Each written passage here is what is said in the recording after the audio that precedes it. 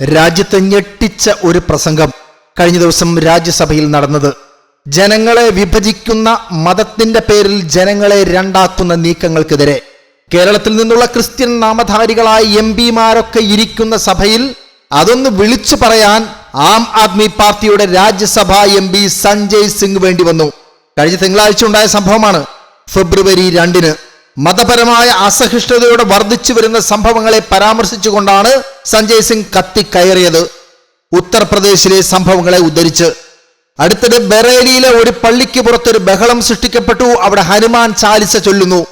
ലക്നൌവിലും സമാനമായ ഒരു സംഭവം ഉണ്ടായി. അവിടെയും ഒരു പള്ളിയായിരുന്നു ലക്ഷ്യം. ദേവാലയങ്ങളിൽ ആരാധന നടക്കുമ്പോൾ അതിനു പുറത്ത് ഹനുമാൻ ചാലിസ വായിച്ചതിനെയാണ് അദ്ദേഹം ഉദ്ധരിക്കുന്നത്.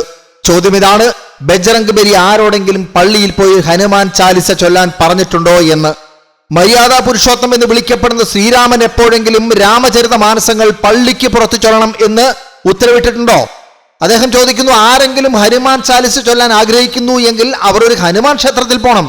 ഒരാൾക്ക് രാമചരിത മാനസങ്ങൾ വായിക്കണം എന്നുണ്ടെങ്കിൽ അവരൊരു രാമക്ഷേത്രത്തിൽ പോയത് ഭക്തിയോടെ വായിച്ച് തങ്ങൾക്കും രാജ്യത്തിനും വേണ്ടി അനുഗ്രഹം തേടണം. മതത്തിന്റെ മറവിൽ രാജ്യത്തെ വിഭജിക്കാൻ ശ്രമിക്കരുത്. ക്ഷേത്രങ്ങൾ, പള്ളികൾ, ആരാധനാലയങ്ങൾ എന്നിവയോടുള്ള അഭിനിവേശം കാരണം രാഷ്ട്രം തന്നെ നിലനിൽക്കുന്നില്ലെങ്കിൽ വിഭജിക്കാൻ എന്താണ് ശേഷിക്കുന്നത് എന്നാണ് അദ്ദേഹത്തിന്റെ ചോദ്യം. എത്ര കാലം മതപരമായ ഈ ലഹരി പടർത്തും?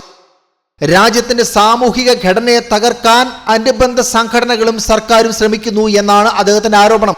ഡിസംബർ 25-ന് ക്രിസ്മസിന് മുൻപ് ജബൽപൂരിൽ ഒരു വനിതാ നേതാവ് ബലപ്രയോഗത്തിലൂടെ ഒരു പള്ളിയിൽ കയറി. അവിടെ കാഴ്ചയില്ലാത്ത ഒരു സ്ത്രീയെ അവർ ആക്രമിച്ചു, മോശമായി പെരുമാറി. അത് മാത്രമല്ല, അവിടെ ഇരുന്ന ഒരു നിരപരാധിയായ പെൺകുട്ടിയോട് അവർ പറഞ്ഞത് തെറ്റായ പ്രവർത്തനത്തിന് അവിടെ എത്തിയിരിക്കുന്നു എന്നാണ്.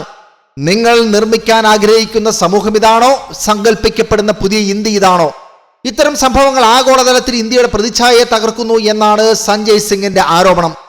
ഇന്ത്യയിലെ ആളുകൾക്ക് അവരുടെ വിശ്വാസം അനുസരിച്ച് ആരാധന നടത്താനോ പ്രാർത്ഥിക്കാനോ അനുവാദമില്ല എന്ന് ലോകം കാണുമ്പോൾ വിശ്വഗുരു ആവുക എന്ന അവകാശവാദം തുറന്നു കാട്ടപ്പെടുകയാണ്.